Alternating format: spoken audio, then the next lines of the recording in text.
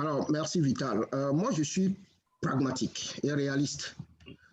Toutes les solutions que chacun propose ici ne pourront être mises en œuvre sans tenir compte de la politique intérieure de chaque État, sans tenir compte de la géopolitique. J'y reviens toujours. Vous avez beau avoir le meilleur plan pour mettre en place une monnaie, ce plan ne peut pas se dérouler sans la politique intérieure de votre pays et sans la géopolitique. L'illustration parfaite, c'est les récents développements par rapport au franc CFA. Alors, vous avez constaté, M. Kodoa parlait tantôt des luttes du parti de Ken Seba et d'autres. Ça aboutit à quoi finalement?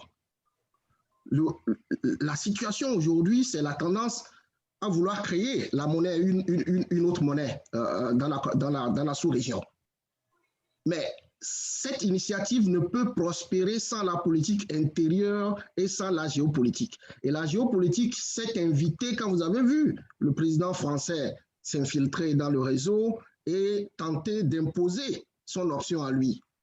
Et donc, vous ne pouvez pas échapper. Vous avez beau avoir les meilleures idées, vous avez beau avoir le meilleur plan, l'obstacle principal, ce sera au niveau de la politique intérieure et de la géopolitique. Voilà pourquoi j'insistais depuis toujours pour dire qu'il nous faut mettre en place une stratégie qui tienne compte de tous ces aspects-là.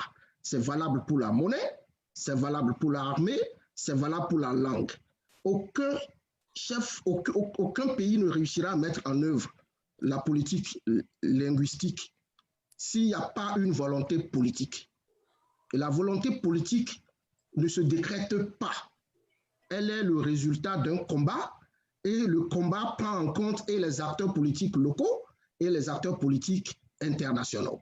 Donc, c'est important. Moi, j'insiste dessus parce que j'ai eu la chance d'avoir pris part à plusieurs couvents, ce que j'appelle des couvents.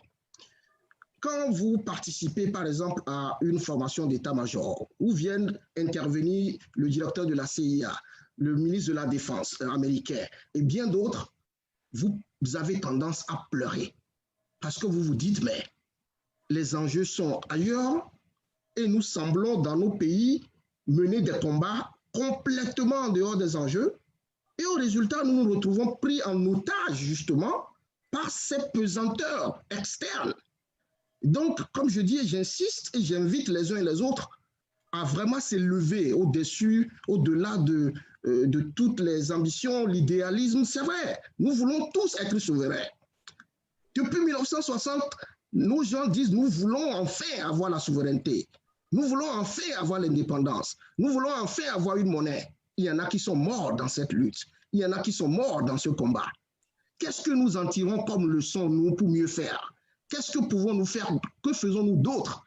Si c'est simplement galvaniser les foules, avoir des idéaux, bon, nous pouvons le faire. Mais le réalisme, le pragmatisme nous demande d'envisager des solutions concrètes, tenant compte des réalités parce que nous ne pouvons pas échapper à ces réalités. Et j'insiste pour dire, la question du franc CFA en est une illustration parfaite et j'espère que vous allez pouvoir lire entre les lignes de ce que je suis en train de dire ici. Merci.